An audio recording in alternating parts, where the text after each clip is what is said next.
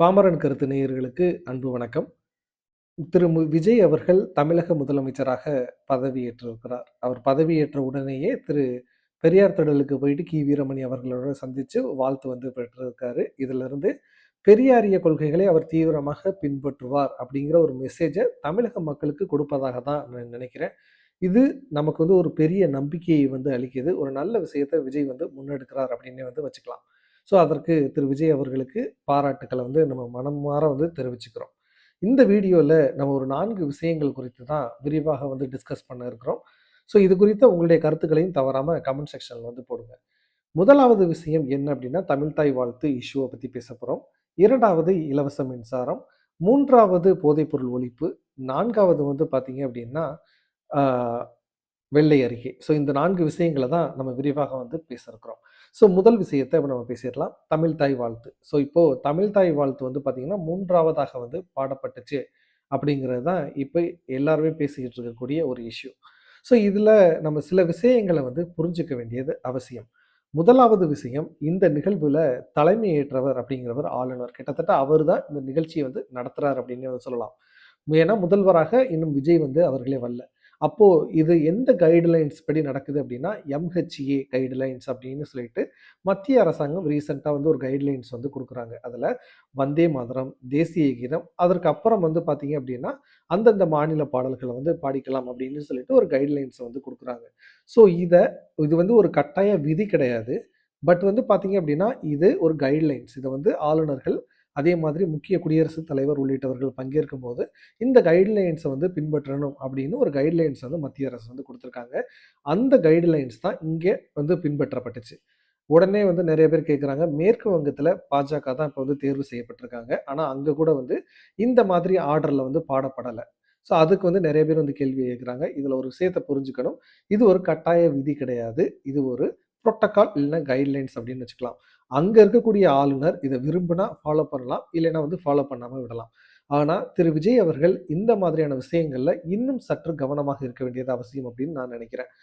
இனிமே தமிழக அரசு நடத்தக்கூடிய அந்த நிகழ்வுகள்ல, அதே மாதிரி சட்டப்பேரவையில தமிழ் தாய் வாழ்த்துக்கு முக்கியத்துவம் கிட்டத்தட்ட முதல் இடத்த திரு விஜய் அவர்கள் கொடுப்பதை உறுதி செய்ய வேண்டும் அப்படிங்கிறத மக்களுடைய கருத்தாக நம்மளும் சொல்லிக்கலாம். ஸோ இதுதான் இதற்கு பின்னாடி இருக்கக்கூடிய விஷயம்.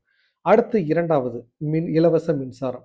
ஸோ இந்த இலவச மின்சாரம் அப்படின்னோனே அவர் கையெழுத்து போடும்போது 200 யூனிட் ஃப்ரீ. அது யாருக்கு அப்படின்னா 500 யூனிட்டுக்கு உள்ள செலவு பண்றவங்களுக்கு, மின்சாரம் செலவு பண்றவங்களுக்கு அப்படிங்கிற ஒரு விதியோட சேர்த்து கையெழுத்து போட்டாரு. உடனே இது ஒரு பெரிய கான்ட்ரோவர்சியா மாறிருச்சு. சிலர் என்ன செஞ்சாங்க அப்படின்னா, இப்ப மாரிதாஸ் உட்பட அவங்க சிலர் என்ன செஞ்சாங்க அப்படின்னா, இதற்கு ஆகக்கூடிய செலவ போட்டாங்க. மாரிதாஸ் அவர்கள் போடும்போது கூட, இதற்கு 12,000 கோடி கூடுதலாக செலவாகும் அப்படின்னு போட்டிருந்தாங்க. இன்னும் சிலர் என்ன சொன்னாங்கன்னா, நீங்க அனைவருக்கும் 200 யூனிட் மின்சாரம்னு சொன்னீங்க. இப்ப 500 யூனிட் மேக்ஸிமம் அப்படின்னு சொல்லிட்டு ஒரு லிமிட் செட் பண்ணியிருக்கீங்க அப்படின்னு நெறைய பேர் கேள்வி எழுப்பியிருந்தாங்க. இந்த 2வது கேள்வி ரொம்ப ரொம்ப சரியான கேள்வியா தான் நான் பார்க்குறேன். ஏன்னா, தேர்தல் வாக்குறுதிகள்ல அனைவருக்கும் அப்படின்னு தான் சொல்லி போட்டிருந்தாங்க. ஆனா, இப்ப இத இன்னொரு பார்வையோட பார்க்க வேண்டியதும் அவசியம் அப்படின்னு நான் பார்க்குறேன். 200 யூனிட்டுக்கு அ எ 12,000 கோடி செலவாகும் அப்படின்னு போட்டாங்க இல்லையா? அது முதல்ல உண்மை கிடையாது. டான்ஜெட்கோவே பார்த்தீங்க அப்படின்னா, ஒரு பதிவு சோசியல் மீடியால ட்விட்டர்ல போட்டிருக்காங்க. அந்த ஜிஓ குடுத்துருக்காங்க. அதுல 1,730 கோடி தான் கூடுதலாக செலவாகும் அப்படின்னு இதுக்கு சொல்லியிருக்காங்க. அதே மாதிரி இன்னொரு விவரத்தையும் சொல்லியிருக்காங்க. நீங்க 500 யூனிட்டுக்கு மேல நீங்க செலவு பண்றீங்க அப்படின்னா, ஏற்கனவே இருந்த ரூல் அமலாகும். அதாவது 100 யூனிட் உங்களுக்கு இலவச மின்சாரமாக எப்போதும் போல கிடைக்கும் அப்படின்னு சொல்லியிருக்காங்க. இப்போ அடுத்த பிரச்சனைக்கு வருவோம். எல்லாருக்கும் 200 யூனிட் தானே சொன்னீங்க. இப்ப ஏன் ஒரு லிமிட் செட் பண்ணியிருக்கீங்க அப்படின்னு கேட்டீங்கன்னா, எல்லாருக்கும் இலவசம் அப்படின்னு சொன்னாலும், இதே ஒரு கான்ட்ரோவர்சி கிளம்பும். இந்த மாரி லிமிட் செட் பண்ணாலும் ஒரு கான்ட்ரோவர்சி கிளம்பும். எப்பவுமே நம்மளுடைய பர்சனல் ஒப்பீனியன் என்ன அப்படின்னா, இலவசம் அப்படிங்கிறது இருக்கணும் கண்டிப்பா. ஆனா அதுக்கு ஒரு லிமிட்டேஷன் கண்டிப்பாக இருக்கணும். அந்த இலவசம் சரியான நபர்களுக்கு போய் சேருதா அப்படிங்கிறது ரொம்ப ரொம்ப முக்கியம் அப்படிங்கிறத நான் எப்பவுமே வலியுறுத்துவேன். ஏன்னா அப்பதான் கவர்மெண்டோட அமௌண்ட்டும் வேஸ்ட் ஆகாம பொதுமக்களுக்கு தேவையான விதங்கள்ல தேவையான திட்டங்கள் போய் சேர்றத உறுதிப்படுத்த முடியும். அந்த வகையில இந்த 500 யூனிட் மேக்ஸிமமா செட் பண்ணது அப்படிங்கிறது ஒரு நல்ல விஷயமாக தான் நான் என்னுடைய பர்சனல் ஒப்பீனியன்ல பார்க்கிறேன். நீங்க உங்களுடைய கருத்தையும் கமெண்ட் செக்ஷன்ல சொல்லுங்க. அதற்கு அடுத்த முக்கியமான விஷயம் என்னன்னா, போதைப் பொருள் ஒழிப்பு. ஸோ எப்போ தமிழ்நாட்டுல ஆட்சி மாற்றம் நடைபெற்றதுக்கு ஒரு முக்கியமான காரணமாக நான் பார்க்கிறது என்ன அப்படின்னா, இந்த போதைப் பொருள் ஒழிப்பு தான். நீங்க காலை பொழுதுகள்ல போனாவே வந்து பார்த்தீங்கன்னா, பல டாஸ்மாக்குகள் வந்து அங்க வந்து ஆளுங்க வந்து உட்கார்ந்து குடிச்சுக்கிட்டு தான் வந்து இருக்காங்க. ஸோ இப்ப தமிழக இளைஞர்கள்ல பெரும்பான்மையானவர்கள் இந்த மதுக்கு வந்து ரொம்ப ரொம்ப அடிமையாயிட்டாங்க. ஒரு ஸ்டேஜ்ல வந்து வேலை பளுவால களைப்படைஞ்சா தான் வந்து அத சரி செய்றதுக்கு மது அருந்தணும் அப்படிங்கிறது போயி, இப்ப வந்து நான் மது அருந்துனா தான் வேலைக்கே வந்து போக முடியும் அப்படிங்கிற ஒரு ஸ்டேஜ்க்கு வந்து இப்ப மாறிக்கிட்டே வர்றாங்க. கூடுதலாக வந்து பார்த்தீங்க அப்படின்னா, கஞ்சா உள்ளிட்ட போதைப் பொருள்களோட அந்த விற்பனையும் வந்து பார்த்தீங்கன்னா, ஸ்டேட்ல வந்து அதிகமாயிருச்சு. அதுதான் கொலை, கற்பழிப்பு உள்ளிட்ட குற்றங்களுக்கு வந்து பெரிய பெரிய காரணமாக வந்து இருக்கு. ஏன்னா, பள்ளி மாணவர்கள்ல இருந்து கல்லூரி மாணவர்கள் வரைக்கும் ரொம்ப எளிமையா வந்து பார்த்தீங்கன்னா, இத வந்து வாங்க முடியுது. அது வந்து ஒரு மிக முக்கிய ஒரு பிரச்சனையாக வந்து நான் பார்க்குறேன்.